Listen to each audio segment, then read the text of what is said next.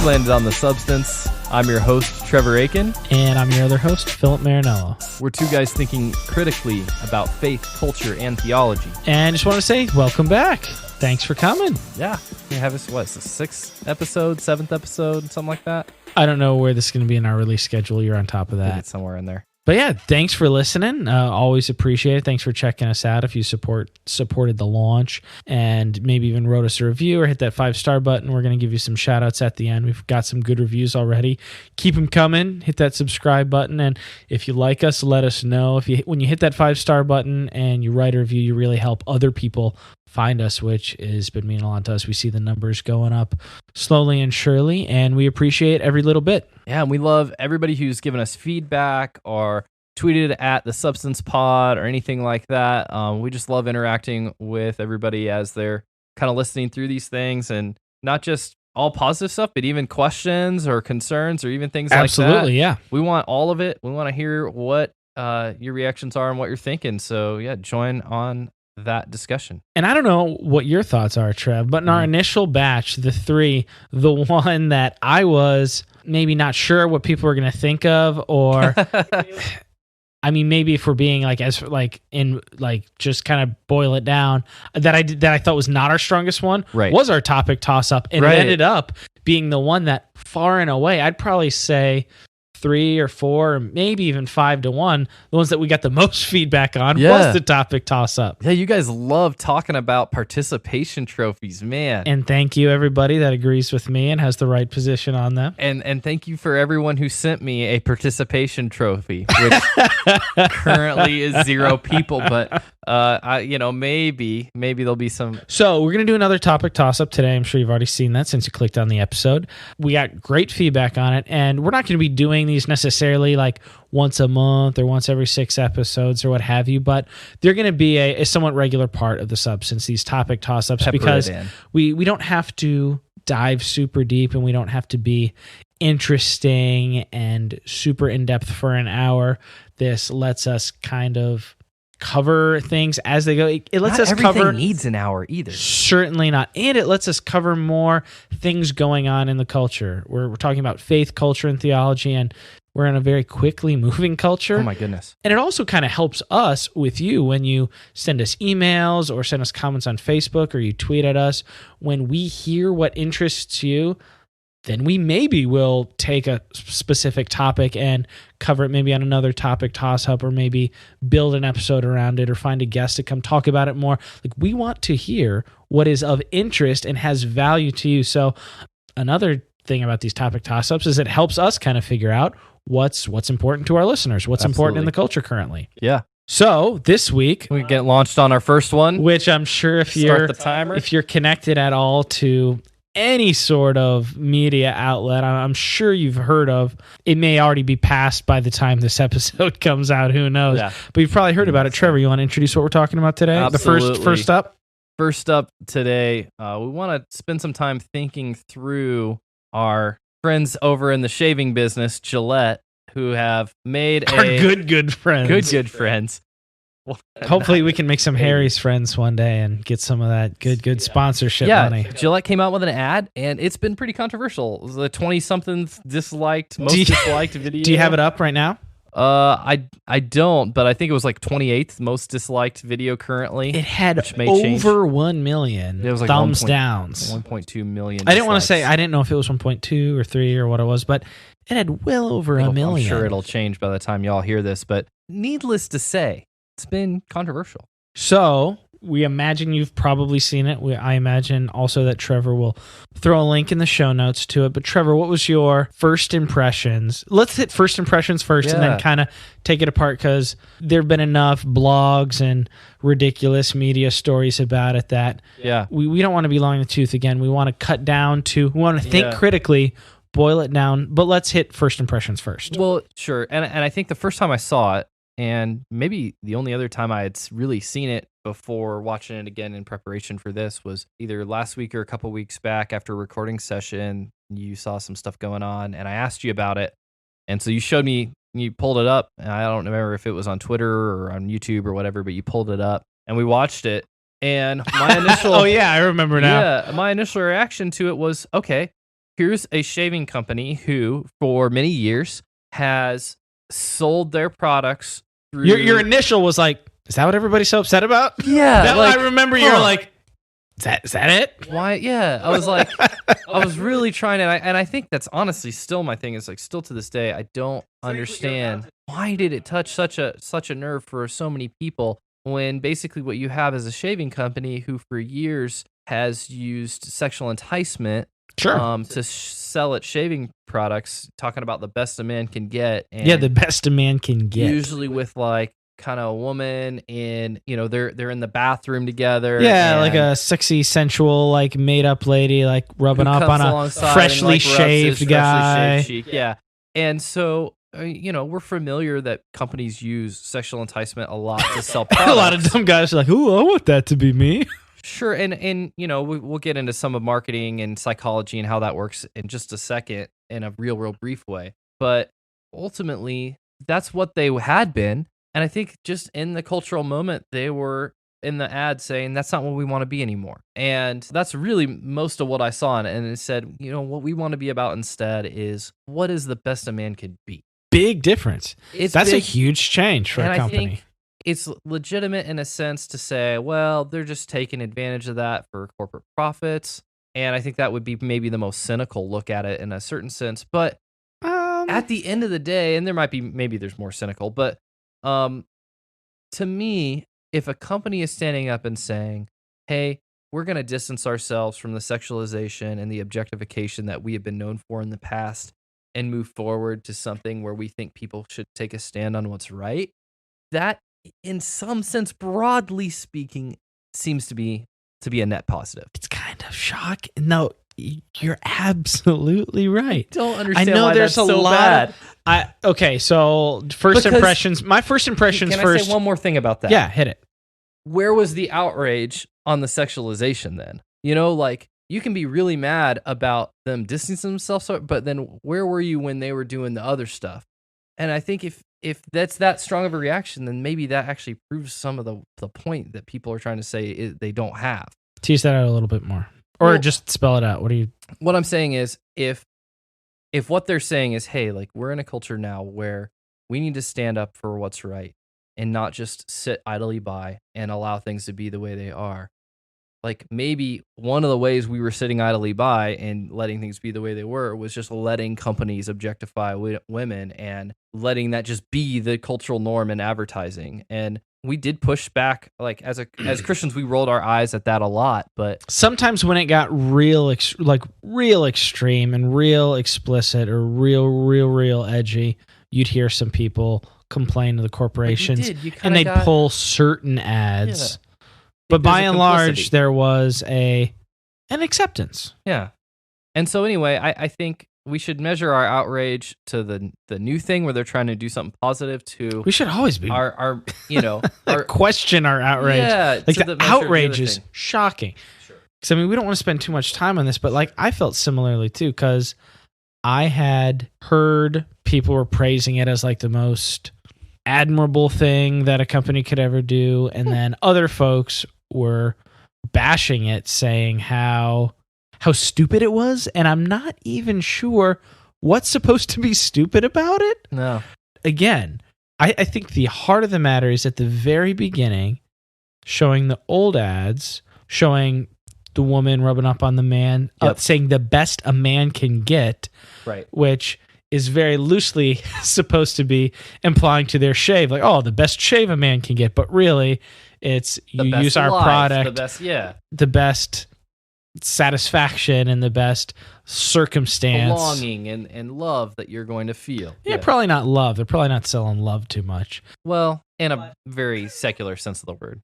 So they're saying this was us, and then have people literally like ripping through the screen, and then there's a bunch of other things that some I understand clearly what they're going for more than others, but basically saying our marketing and our messaging is changing now. And I think it's a fair criticism to say, hey, you wouldn't be doing this if there wasn't all this outrage about the Me Too movement and things like that. And that's fair. Sure. Just like you said, that's fair. For a long time, sex sold, and it still does a lot. Sure. But the way they do it is different because of the Me Too movement and things of that nature. But overt sex used to sell, so they'd have these women basically being like, these things that men want will be more accessible to you if you use XYZ products. Right. That's what all the companies did. And now, if you want to call it the sexual politics or the cultural morality has changed. Right. They've seen that and have gone, we are changing our messaging. You could say, oh, well, they don't really believe that. Okay. I think that's might not, fair. They if we lived in a culture that didn't have all these things, they probably would still be using those methods to sell. It's a corporation too, like what beliefs can a corporation, I mean, the corporation is the people. It exists to make money. The people together who are making the decisions about it. And I think what you just said there about it existing to make money is important too, because you got to understand when you're watching a company's video, you're watching marketing, and marketing has a purpose. Our purpose is to get you to buy. And so what they want to do is they want you to feel a need for their product. That and they their also product is nowadays a need. Nowadays, it even goes beyond that, which I feel like is why you see the strong reaction on both sides, not just to fill a need. One of the things that current marketing does is to get you to empathize with their mission and their story and their. But that's still filling a need. So in psychology, that's true. That's true. In psychology, there's this thing called Maslow's hierarchy of needs. 100%. And he's got this pyramid, and if you've never heard of it, you should look it up. It's actually something that marketers use to think about their content and go through ads, because at the bottom of the pyramid, you have the physiological needs. That's just basic food and shelter. Kind of on the middle, you have love and belonging, and that's kind of where you have the sex selling, because it's telling you that you'll belong, that you can fit in, that you'll have someone that will care for you. You'll have esteem, which is actually even a level higher than love and belonging. But at the very top is what's called self-actualization, which is you have yourself found your role in life and feel good about your purpose and your mission. And like, that's honestly like when they go from changing to being an advertising kind of marketing strategy of sexualization to be the best that you can be, they're actually going higher up on that hierarchy of needs. 100%. And in theory, that should make their advertisement more effective. Now, you can fail really hard to do that, which is like what Pepsi did in 2017 in their ad, and they had to pull it in 2 days because the negative reaction was so strong. It was real weird. But you can also do it really well, like Coke did in 1971 with the buy everybody a Coke. Though, yeah, I'd like to buy the world a Coke advertisement, which was, once again, all of these advertisements were taking kind of advantage of a political movement or a political moment to talk make a about statement and sell their product. But you can be cynical and say, well, it's all nefarious because a company was doing it, and that might be true. But it doesn't necessarily mean how genuine are the folks at Gillette about these things? That's almost irrelevant in a sense. You can't answer that question, though, unless you go through and survey all those people and know them personally. Sure. It's not a relevant question. So let's talk. We don't want to spend a ton of time here. So let's look a little bit at the outrage. So there's a lot of it, huh? Well, it seems like, and I think a lot of it is. Hold on. Can I say one thing? Sure. I think that there's an important distinction to be made. And I understand, and again, we don't just want to be side versus side. We want to look at the whole thing. I can understand to a degree why you might have a bad taste in your mouth with broad strokes or generalizations. So you have, at the beginning, literally objectifying women to sell products. Then you have a guy seeing a girl on a street and his friend stops him from following her, which you're like, okay, maybe those two things aren't the exact same. And then you see two kids wrestling in a backyard, and the dad's going, oh, that's no big deal. And they're like, no, it is a big deal. And it's like, what? Like, and then you also see like kids chasing a weaker kid down the street.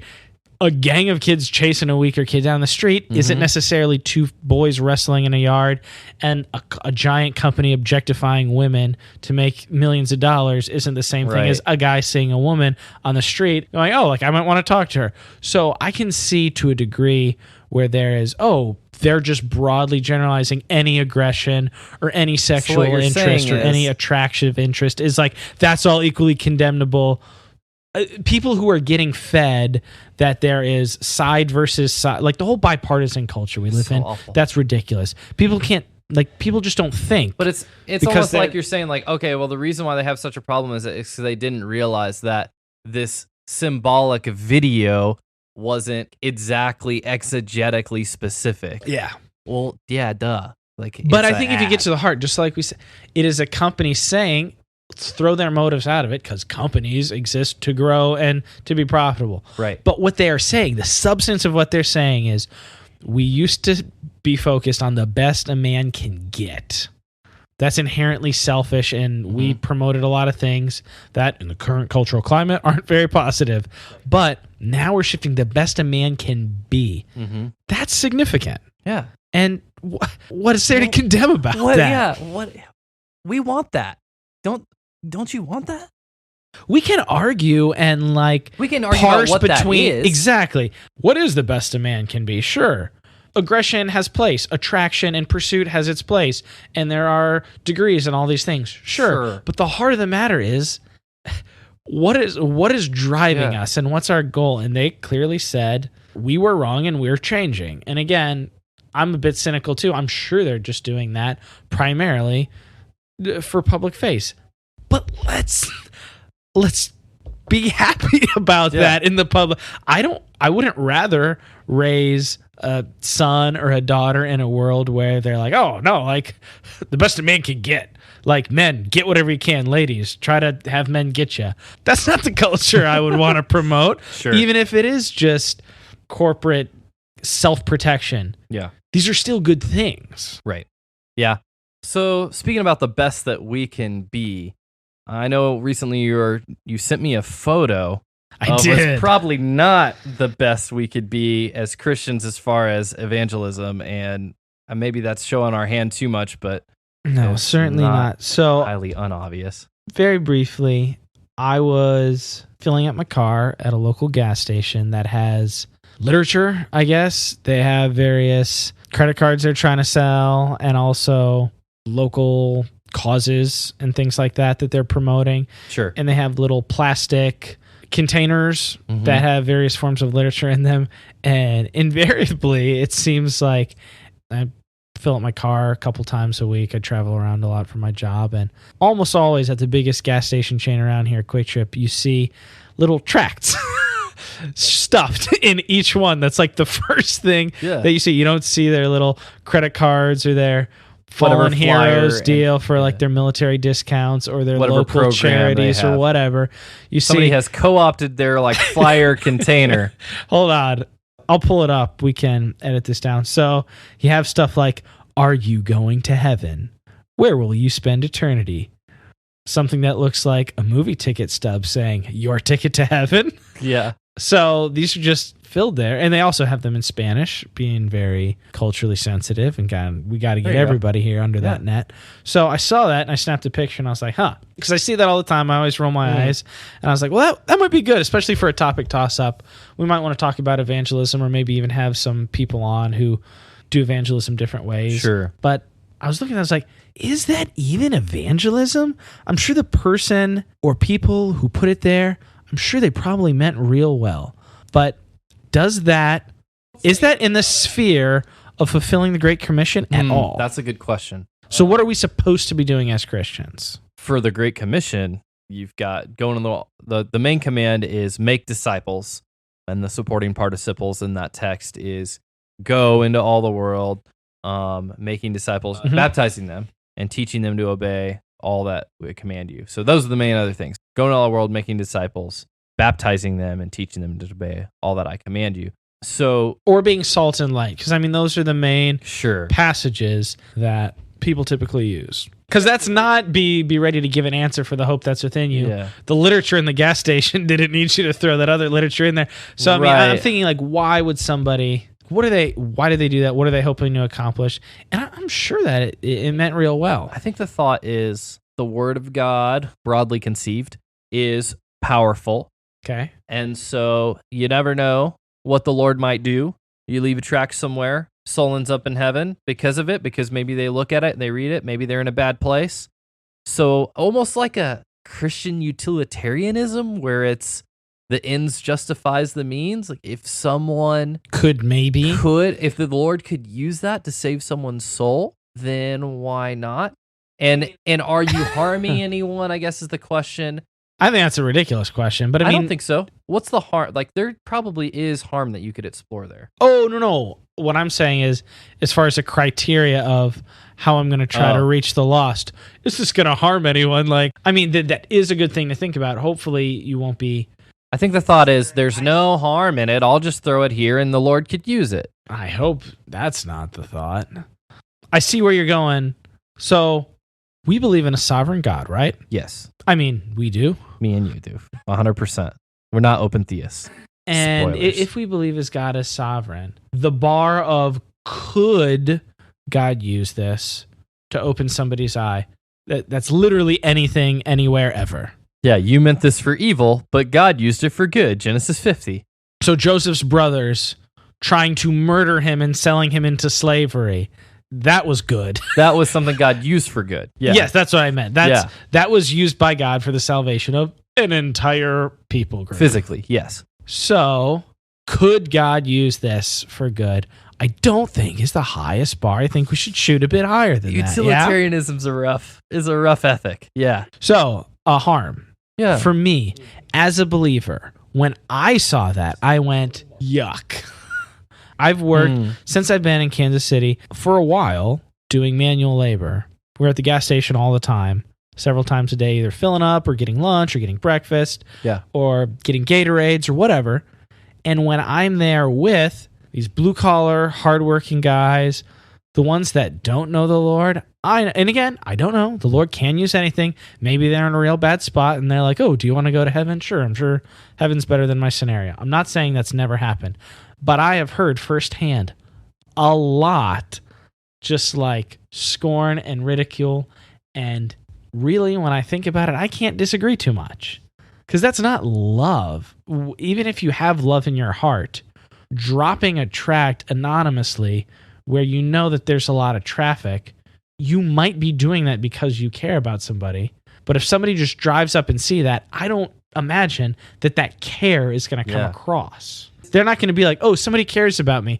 They're going to be like, these weirdos are just littering all over the place. Right. That was the word I was going to use too is that harms the witness. Right. Because ultimately you are either in that specific example at the Quick Trip, like you are co-opting something that well, and there's isn't that too. Yours. That's a completely different. It's almost theft in a way. Like you're stealing. Like if you went up on if you climbed a billboard and you slapped a Bible verse on it. Absolutely. Is that terribly different? Here's my tract. I agree with you that I hadn't even thought about that at all till right now. But in a sense, that's their space.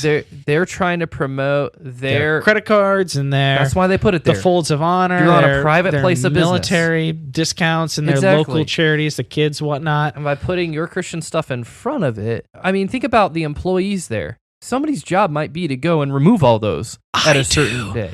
I grab them and throw them away. You're probably saving some other poor worker the job of having to do that. Because if I'm a company, like this is my purpose. I put these out here not so people could just randomly leave literature in them, but to promote my products. And by other people randomly leaving literature in something where it says take one, not leave one, and the purpose really is to kind of steal that space in a little bit. Yeah, so I think there is a theft going on there. And then the other thing is if you weren't doing it in that space, then yeah, like if you just left it on the ground or left it on a counter or something like that, then you're kind of littering. You're putting literature where stuff isn't supposed to just be laying around. I mean, effectiveness is a different discussion. Don't hear me, at least. I don't imagine. I know you pretty well. Don't hear me saying tracts don't have any place in the believer's toolkit, if you will. I know lots of people who have used tracts effectively, who start conversation. I was going to say, what do you think are some parameters of actual effective use of tracts? Well, typically a face-to-face interaction. that should be an obvious baseline, yeah? Yeah, one would think. Yeah, I do think so.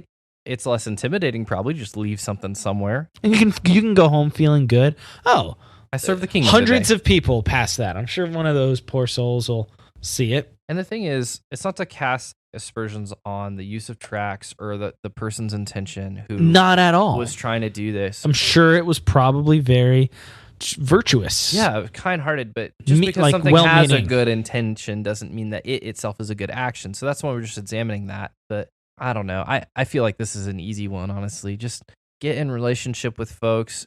If you need some piece of literature to help establish some of the facts of the gospel, or if you're in a quick interaction and you feel like that would kind of round out that discussion for you, then sure, there's a legitimate place there. I think something you just said. It's like carpet bombing with Tracts.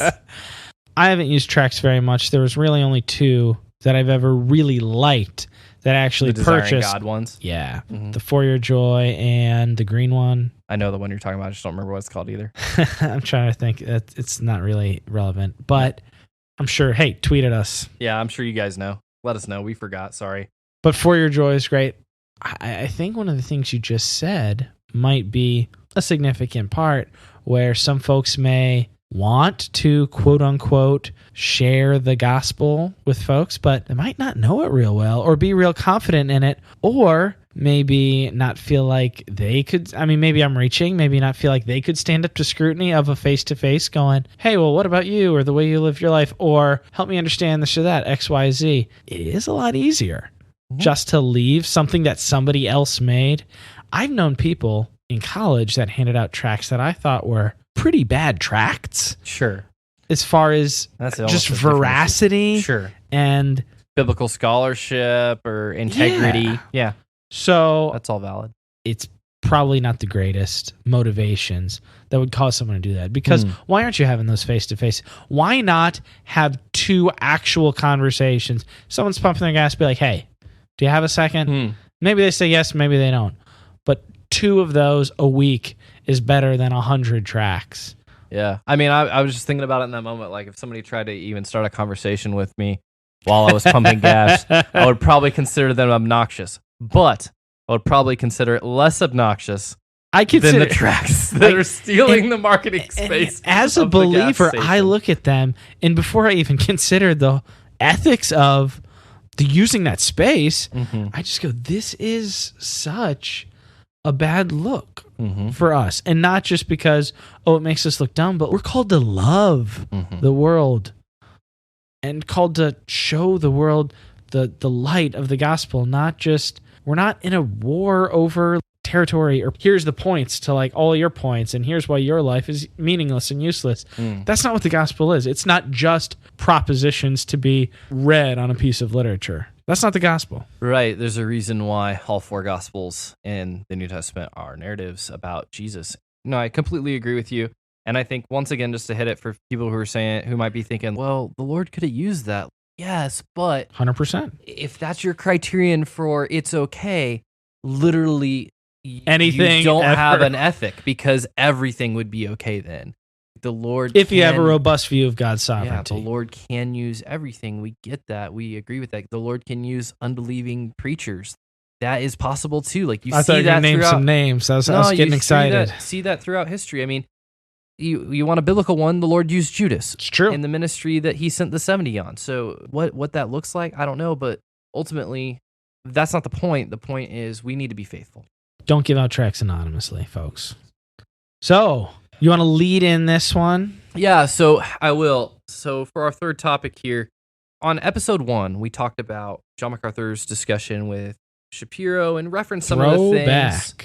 Yeah, so it's a good one to maybe reference a little bit, but I was having a conversation with someone who had listened to the episode and had some questions on our take on the statement on social justice. Which we didn't, that wasn't about the Shapiro episode. Sure. I was hoping that they were going to go into it, but they didn't really talk about it that much. So let's actually take a little bit of time now to actually kind of dive into the thing that we were referencing on that episode. Because I think it'll give context to some of our remarks there. And if you heard some of those things, we're wondering, hey, what's going on there?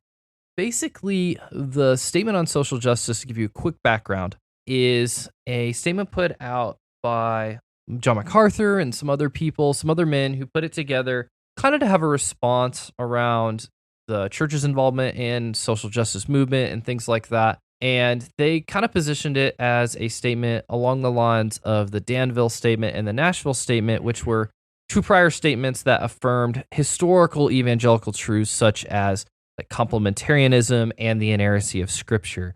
Basically, if you go on the website, statementonsocialjustice.com, just all run together, you can go on there and they have a place where you can sign the statement, basically showing solidarity with these ideas. And personally, I haven't signed it.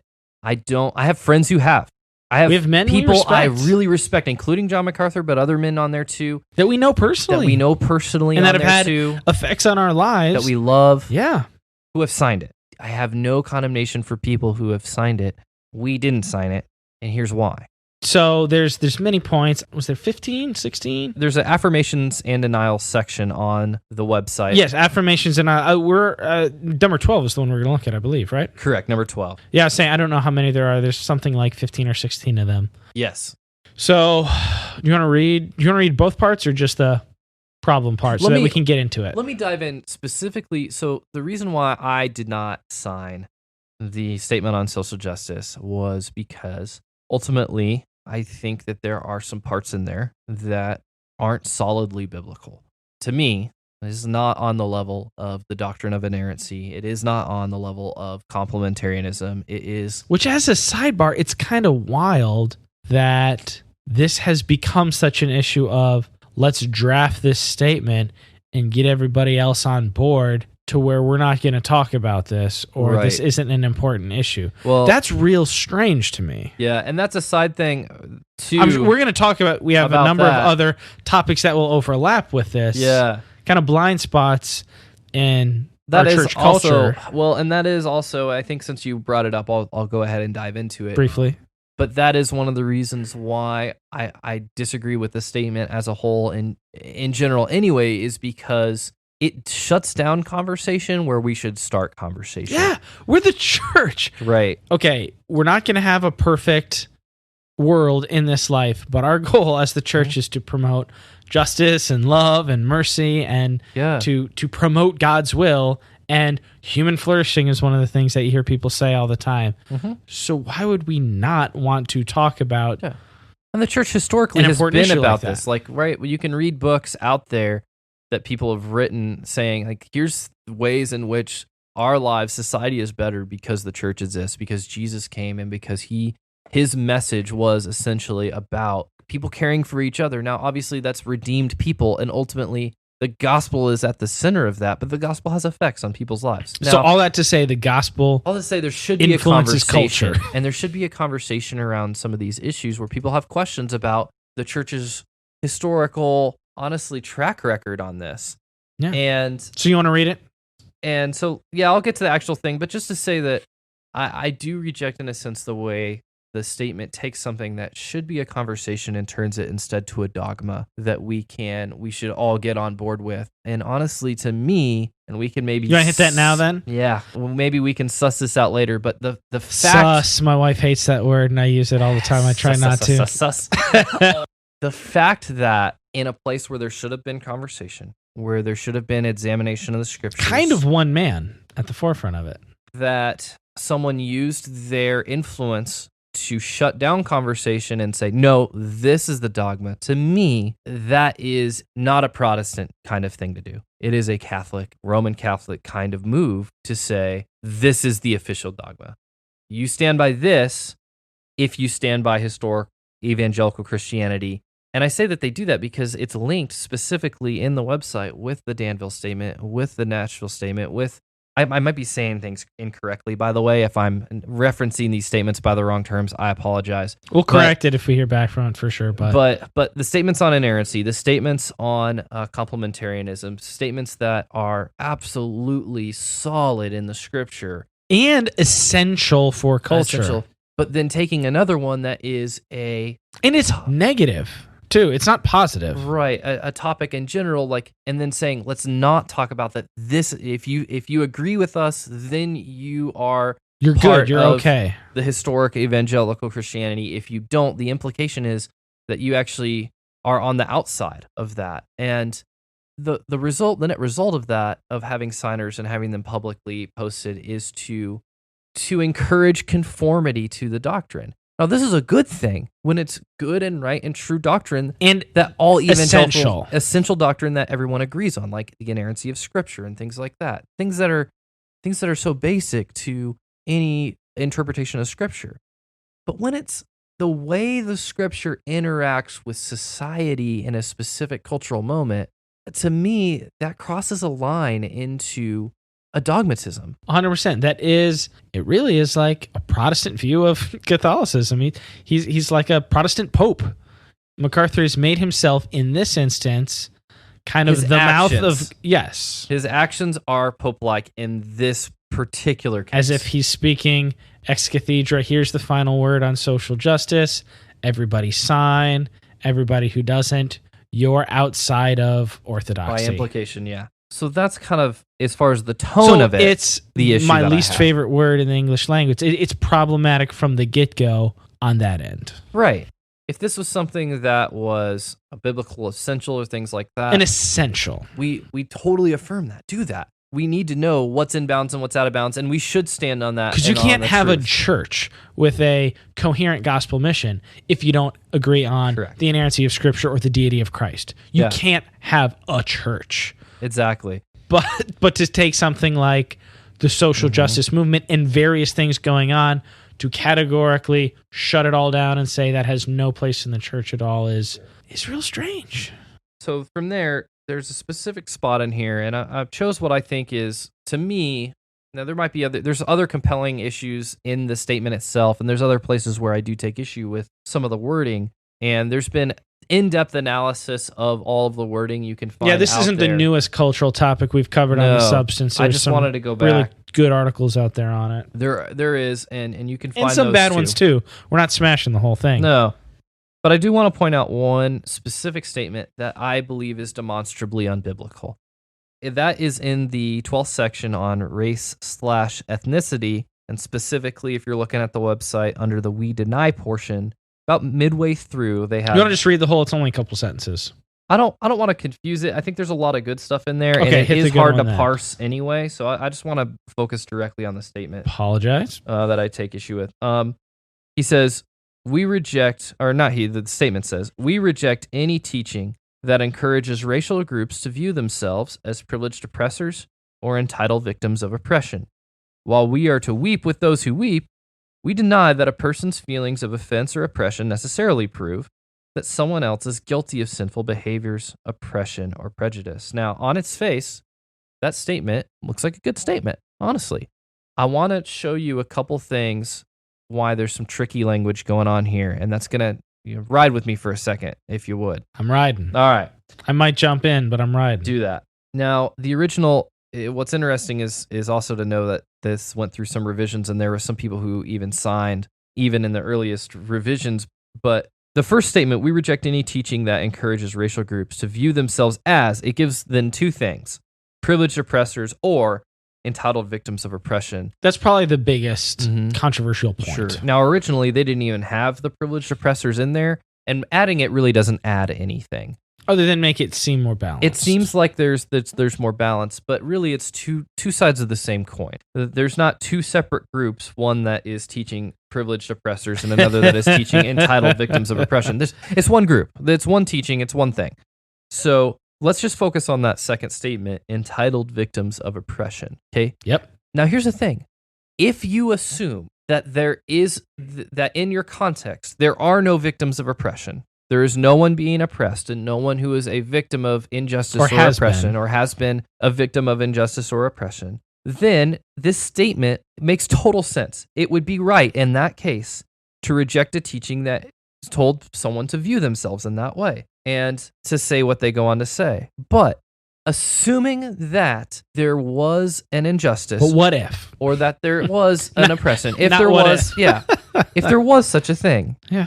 Then does the Bible teach that the victim of such an oppression or such a genuine a genuine victim, if they are such, has entitlement in some sense to justice? Does the Bible make guarantees to certain people groups that are subject to oppression or injustice in some way? And maybe we'll link, show the notes, all of the Bible verses that talk about this. The way the Old Testament talks about the sojourner, which was a protected class in Israel, the way it talks about widows and orphans, which were protected classes in Israel. bottom line is God recognized when he had laws for his society, he recognized that there were The people weak who and could the get vulnerable and and left out. nowadays it would fall under the oppressed. Right. And when people fell into that category, they had certain entitlements like the right to glean or things like that. Mhm. So they were taught by God's law to view directly themselves stated. as entitled victims of oppression in that sense. If they were, in fact, If they were actually, that's the key. right, if they were also victims of oppression through any specific stance, like someone who deprived them of justice when they needed it, they had recourse through law. They were entitled to certain recourse to justice. Yeah. I think also as a society in a broad way, we believe this, that if someone has been wronged, we need to make it right. So the statement fails if someone actually exists as a victim of oppression, and it's pretty clear. That's it, right? Yeah. It falls apart. If there are actual victims of oppression, then we wouldn't say, hey, We wouldn't hey, reject victims, that teaching then. we're going to reject that you're a victim. Sure. We wouldn't reject that teaching that person is entitled to justice, because the Bible teaches that. And that's not to say that the Bible is our theocratic authority or something like that. But as Christians, we just need to think carefully about when we're making statements on we reject or we deny these kind of teachings, that we don't reject or deny a biblical principle. And I think that's what accidentally happened here while they were trying to make a social statement on the fact that they think we need to stand for the gospel, which ultimately we agree. But the gospel also has implications. And again, how does that look to the world if there are victims of oppression and we're saying we reject you seeing yourself as a victim of oppression? What does that say for the rest of the message? That's a really good point. And in case anybody's wondering, are they saying that? I mean, the second sentence proves that that's what they're saying. While we are to weep with those who weep, so while Which we is are weird, gonna which is a feel, weird thing to say. what they're saying is that, hey, you feel hurt, so we feel that. We're supposed to empathize with your hurt, but just because you feel hurt doesn't mean that somebody actually hurt you. That's basically what they're saying. Listen, we deny that a person's feelings of offense or oppression necessarily prove that someone else is guilty of sinful behaviors of oppression or prejudice. So just because you feel oppressed doesn't prove that someone actually oppressed you. No. Sure. No one denies that. In a broadly speaking, yes, agree. But why did you say that? And you Yeah. said that because you're saying we feel bad for you, but your feelings aren't real. You feel oppressed, but you aren't really oppressed. You're not really a victim. And so it's not right to teach people that they're victims of oppression, because that doesn't exist. Stop whining about it and let's, just focus. And More on that tone in there the is future. rough. The tone there is rough. So once again, we have friends who have signed it, and I think the core message of, hey, we need to focus on the gospel is accurate, but I think some of the tone overall of the message and some of the nuance of the things they say are not strictly biblical. And just kind of foolishly missing the point in a way, and not that I'm talking down anybody that signed this, but just preach the gospel like as if the gospel didn't have anything to say, as if the gospel didn't right wrongs in the hearts of men in relation to other men in the broader cultural context. And I think that's what they mean is focus on the souls of people instead of the ills of society. And I think that maybe there's a false dichotomy there, but I think overall, I get what they mean. Sure, and again, but the souls of men also need to learn to deal with the corruption that they have that they might not see because they're immersed in it. So, and that's something that I know will be a constant refrain and theme of the substance is our goal, again, is to think critically, get at the heart of the truth, the truth of the word and what it has to say about all these various things going on. And the biggest, in my estimation, we've talked about this a lot. I'm not going to speak for you right now, but you can tell me what you think. In my estimation, one of the greatest ills and one of the greatest advantages that the enemy has in this culture is the fractured, if you want to call it, bipartisan nature of society and even the church. And the fact that, even divides down through the church. Yeah. You have churches that don't view things through a critical biblical approach. They view it through whether it's a actual political party line or a tribal, this is what we do, this is what it's important to us, so that's how I'm going to read the Bible, not come to see what God says about himself, about right and wrong, about what we actually owe to each other on just like a base level. Who is our neighbor? What we owe to our neighbor? What God has said about that versus the talking points of either the pastors or the politicians or the cultural figures that I relate with. Yeah. Ultimately, if we stand on the black and white of God's word and let it inform all of the gray of life, we will find more unity with the people who are trying to do the same than disunity, if ultimately it's our standard. 100%. So last topic, you made me aware of this podcast, which I then listened to. Is by a radio station out of Michigan. Yeah, NPR Michigan. Yeah, called Believed, about the story of Larry Nassar. Tell me about what struck a chord with you in this story. It was rugged. So I think I heard about that. It may or may not have been serial in the aftermath. We both listen to a lot of podcasts. Mm-hmm. You've told me you've listened to a number of podcasts based on advertisements you heard in other podcasts. Oh, yeah. I almost always skip them. I try not to hear advertisements on podcasts. Sorry, any future advertisers listening. We'll do a real good job when it's our turn. But I don't usually love hearing them. But I was listening to something. I don't know if it was probably an NPR program of some sort where they mentioned that they were coming out with a mini-series, if you will. It wasn't an ongoing, about the Larry Nassar sexual abuse, the Olympic doctor that was in the media several years ago or a couple USA years Gymnastics, and also connected with Michigan State University. That the more it went out, the more you just saw his corruption, just the devastation left in his wake. Oh man, yeah. And the just time after time of people speaking up, and the whole thing is called Believed. No one taking anything. It's not as if accusations weren't there by the dozens. It's not as if police reports and complaints weren't there. It's not like there weren't several of those. He was a very manipulative dude. And the show was really interesting. It showed all that. But one of the thing that stuck out to me the most out of all of it, and again, we're going to probably link to it in the show notes, and the show's going to have warnings itself. Major. They go into some detail that's tough to hear. It's rough. It's graphic. It talks about a man who, for all of his adult professional life, abused children, young women, and children as young as like 4 or 5, I think, or was it 6? Regardless, all sorts of ranges of that. It's horrific.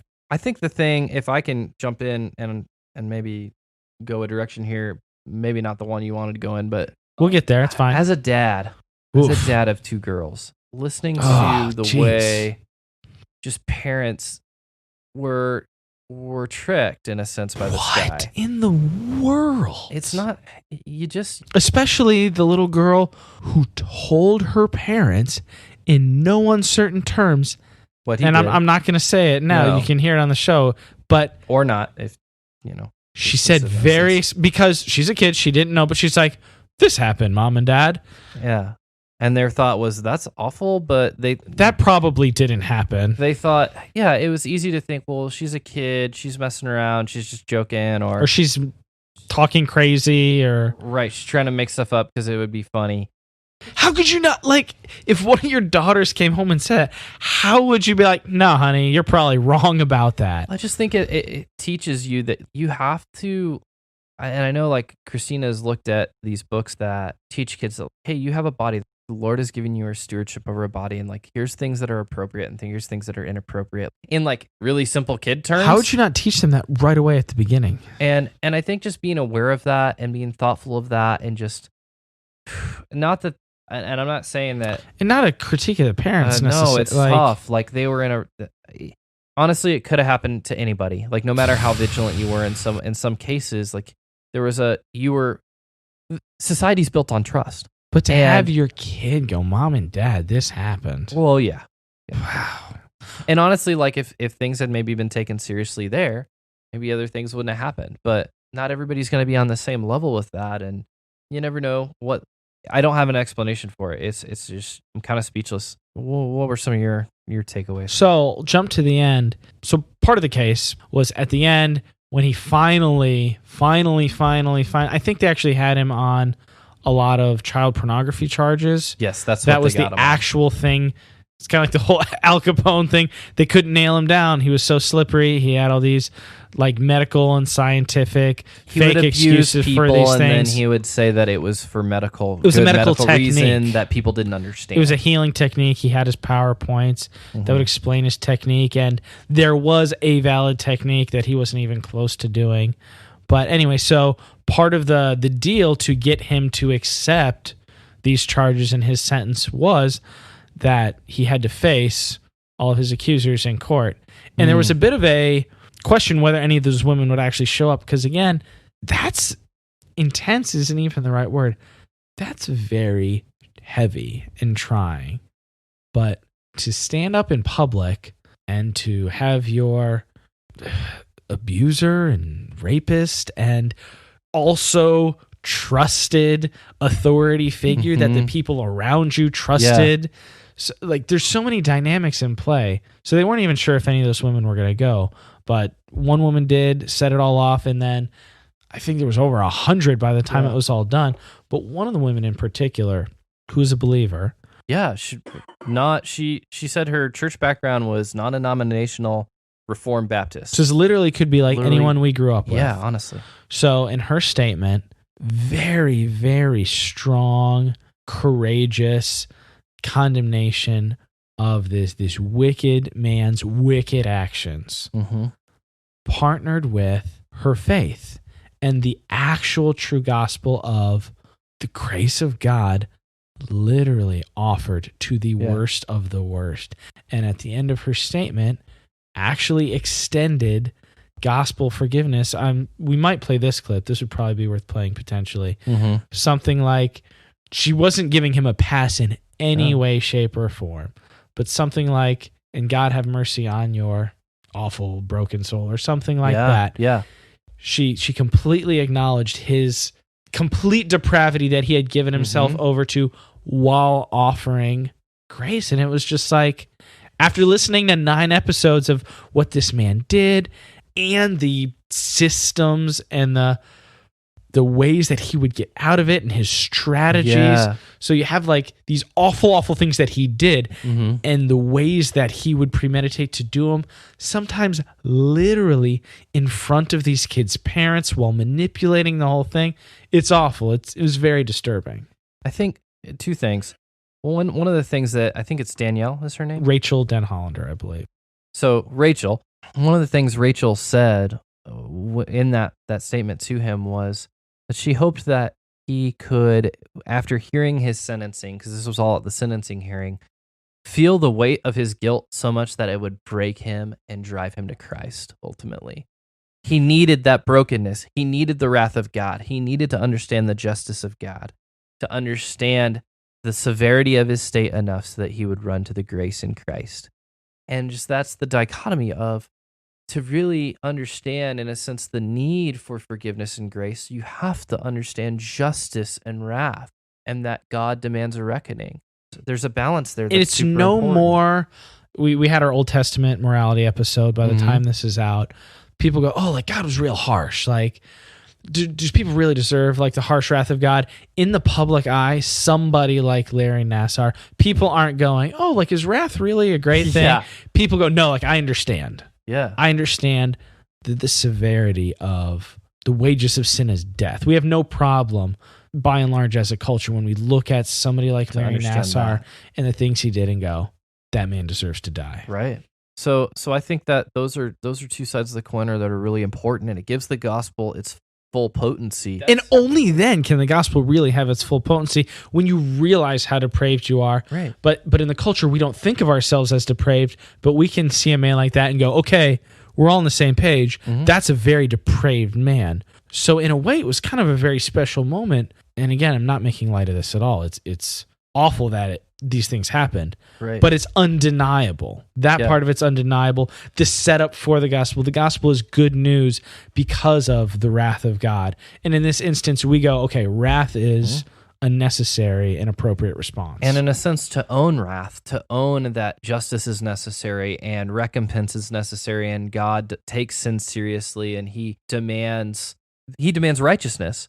Then when you talk about forgiveness, it's not just smoothing it over. It's not just, oh, let's just let bygones be bygones and let's just act like the problem was all in the past and it's not a problem now. And we can just let it be water under the bridge. Like, no, He actually deals with sin at the cross, and there's real serious recompense to the wrongs of this world. And I think that's an important thing to recognize for the earlier issues we've been talking about as well. And the fallout of her statement too. Yeah, because she was very frustrated that a lot of churches focused not on so in the aftermath of the courtroom, that got picked up by a lot of places. A lot of people covered it, and they didn't. The message they took away was, "Oh, she forgave him," which that's not untrue. It's just not really strictly the whole story. And the way churches, particularly in the way churches responded to her, she was voicing frustration on the show about. And that's because, and I mean, we've heard it in the people who look at evangelical Christianity and think critically about it, that they think that we gloss over God's wrath too much, that we skip too quickly to forgiveness and things like that. Don't think about justice enough. And maybe that's one instance there where that came into play. Yeah. And I think that's a valid critique that we need to think about. I thought it was interesting, though, that she said that one of the things that having that statement cost her was her church, and there was no clarity on what that was, what that meant, why that was, what church, what happened. I would love if there is some clarity out there about what that meant for her. Or it's potentially a bit of a long shot. I don't know. She's out there speaking a lot.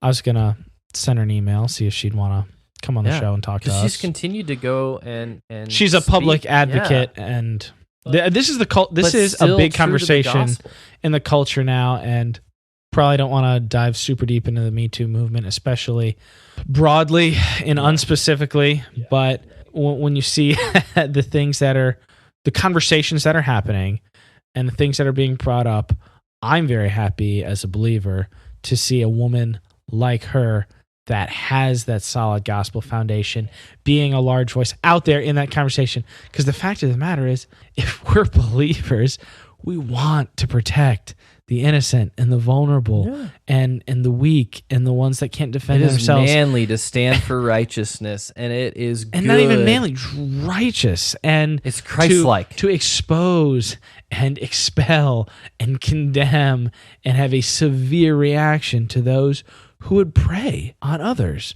We ought to condemn that. And right. We need to be anti-evil. Yeah. And pro-gospel good. Don't mean to be too controversial here with this opinion. Yeah. But as a church, as people that lift up a holy and righteous God, I don't see how we can do anything other than that. All that to say, I'm very glad that she's one of the voices out there, and maybe we'll get her on the show one day. That'd be cool. Yeah. Love to hear more of that story, because the fact of her support through her church and through the gospel and through truth, that made her the person that she was, that was able to stand up and be the right person in that moment. So I could not even imagine what that would be like to stand on stage. Like, even if you have a prepared statement, like to literally stand there and declare in front of the world. Wow. And I think the other thing I was going to say is, just from Larry Nassar's perspective, the soul rending that happens. The song I kept thinking about was Johnny Cash's "The Beast in Me." This might be, we're bleeding over a little bit, but you mentioned it. I just plant the seed. Maybe we'll talk about it on the next toss-up. I think this is a really good... Because we don't talk about this very much. So like, if you listen to this stuff, it's easy to just be like, this creep, right? Which is true. And sure. But it's not the whole story. But also, this trusted friend. And that's also true. And the problem is, as soon as we have a sentence on someone of this person is convicted and charged and like accused and confessed to XYZ crime, we think, well, this criminal who did this, that's not false. But I think in this man's mind, at least, you got to think about, how do you get there? How do you live with yourself? Because here's what the thing. The heck was the first step? When you hear about all the things he did, like, how in the world did that start? Well, I think he was a man who had a lust in his heart, unmortified lust in his heart, right? It's something that we can allowed. Understand that. And that ultimately, like, he had to convince himself that he was not doing something harmful. When he said it was medical treatment, I think he had convinced himself A little bit. that, man, it's so cool that I can do this medical treatment and also gratify myself at the same time. It was so weird. And I mean, he might be a master manipulator, but eventually he just confessed. Like, when you hear him in the police reports where he would say to the girls, oh, like, if somebody ever does that to you, like, that's real bad. I think that's genuine.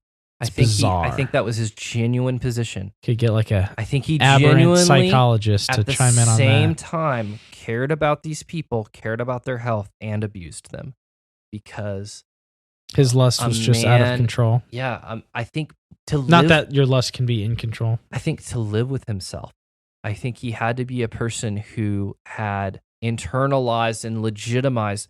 The first person a manipulative man like that manipulates is himself.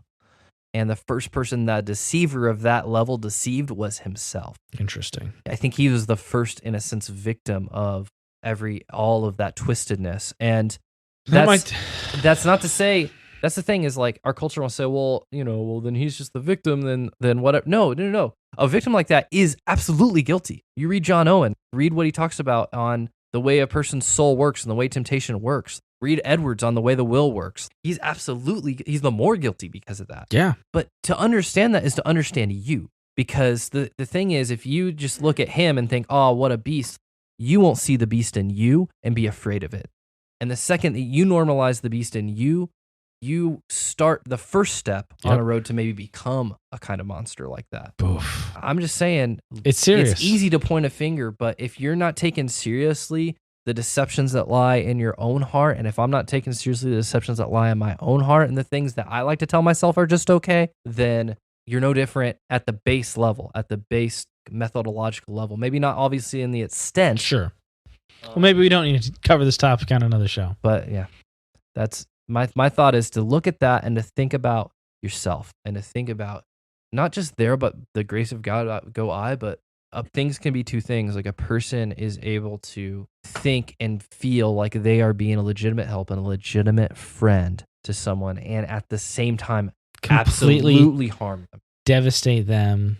Yep. And their entire messed up so many people. I'm not going to say everyone should listen to it because it is hard listening and it is some rough stuff. But if you do listen to it, I encourage you, when you listen to him speak, don't think, oh, that creep. Think everything that he's saying he legitimately believes. Because I think if you do that and you think about what that implies for your own life, I think you'll get more out of it.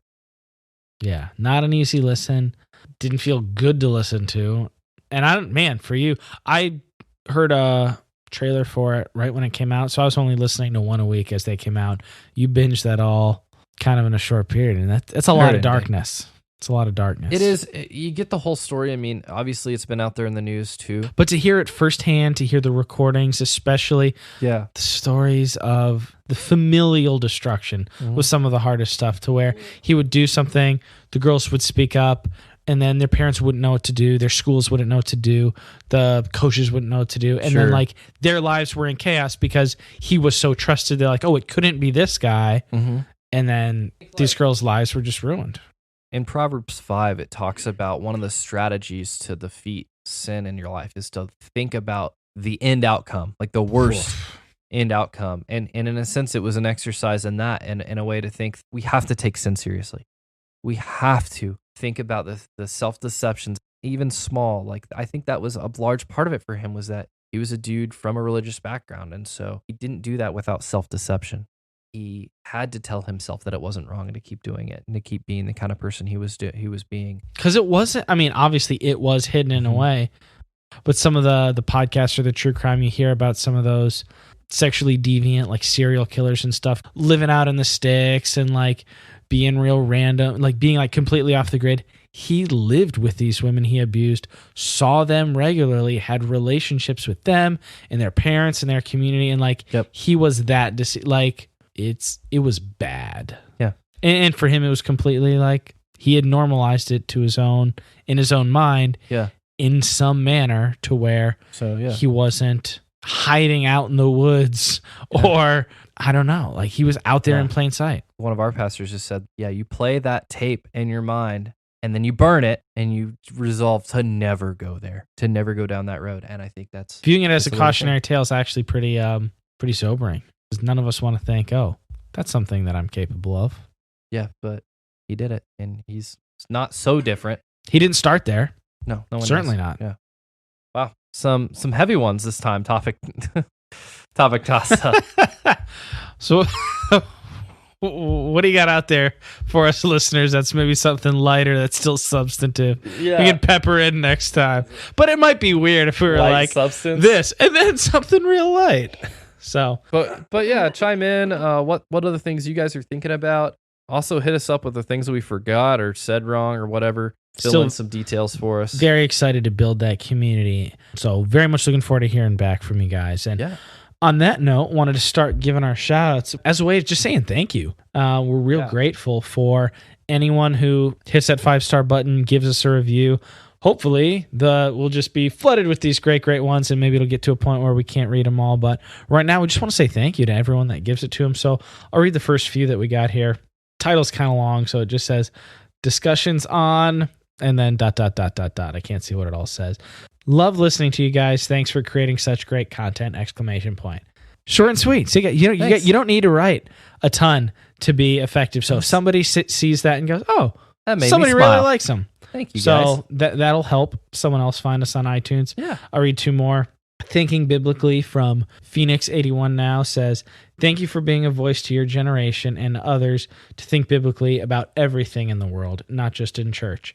Thank you for not just sticking to the easy stuff. That's definitely, today was not necessarily the easy stuff. Yeah. But providing a template with which to view the complex things in this world that starts and ends with Scripture. Don't stop thinking or talking biblically. That's a real nice one. Thanks. And then last one that I'm going to read today, intellectually stimulating from Sean Don 77 says, easy to listen to and well spoken by both hosts. Thanks, Sean.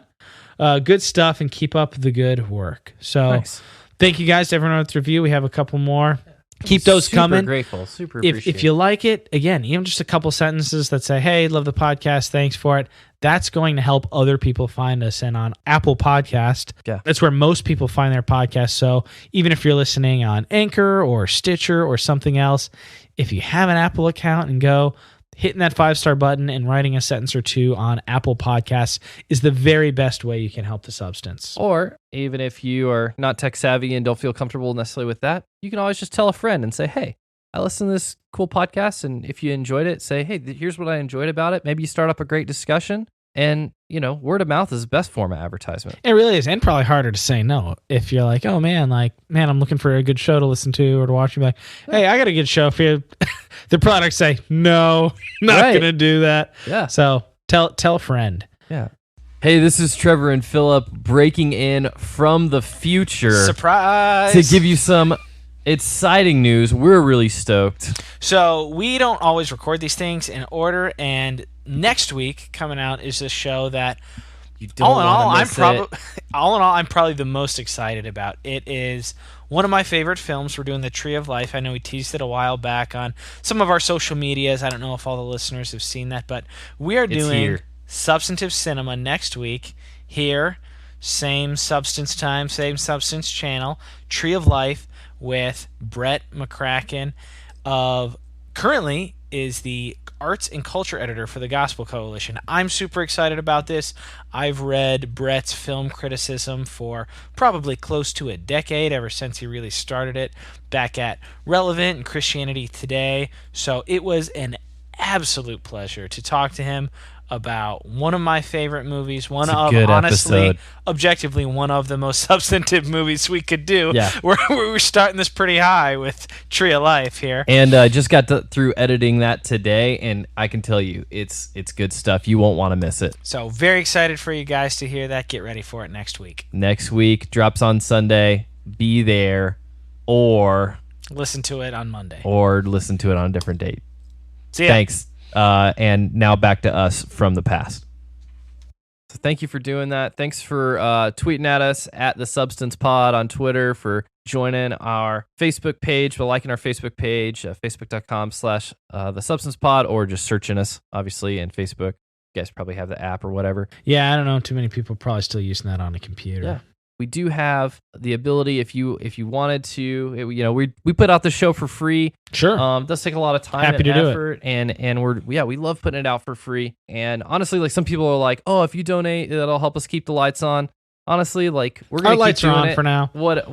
However, but it does help us. If people donate, it would help us like do more promotional things or different marketing things or upgrade equipment. Upgrade the things like equipment's that. probably the And next thing on our radar. yeah, so lots of stuff like that. If you want to help make the show better, do have a way through the Cash App that you can donate to the show. You want to tell them the Cash App promotion if they aren't familiar? Yeah, Cash has this thing where if you download the app for the first time through our link and you've never downloaded or signed up for it before, if the first time you send $5, both us, since we referred you to it through our link, and you will receive $5 from the company, Square.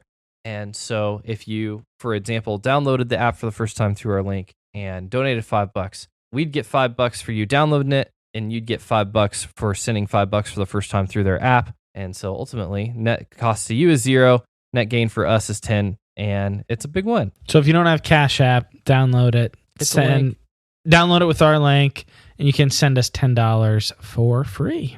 Yeah, that's and cool. Thank you to, I think, one person that has downloaded it with our link. And thank you to anyone else that has just sent us a little bit on the Cash App platform. We really appreciate that very much. Once again, it's not an obligation at all. Don't break your bank account for anything like that. No, hopefully we're not planning on any pledge drives or anything like that. No, I hate it when shows do that, but I know some people are enjoying the show and want a way to do that. So we just appreciate you guys come stopping by and listening. So just tell a friend. Thanks. Yeah, and you can even give us a call if you want. You can call us at 913-703-3888. I'll definitely listen to your voicemails. There you go. I'll definitely do. But he won't necessarily listen to all. If you were that weird guy that sent us that voicemail, creepy voicemail, we'd love to know what you were actually trying to say. But I don't think that was for us. Maybe we can play that sometime. That'd be so good. Oh, that'd be good follow up. Yeah. Oh boy, that was weird. Send us a follow up voicemail if you know who you are who sent that creepy voicemail to us. We probably have the phone number, but we probably don't want to contact them. I'd imagine. Yeah, that'd be weird. Well, all right, that's it for this week, everybody. Thanks for listening, and we'll see you next week. Have a good one.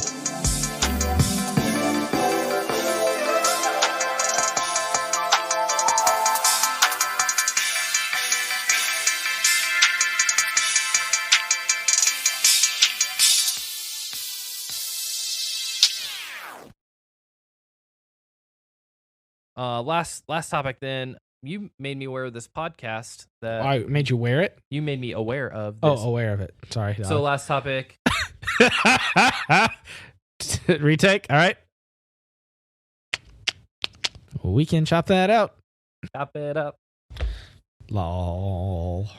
That's some good B-roll.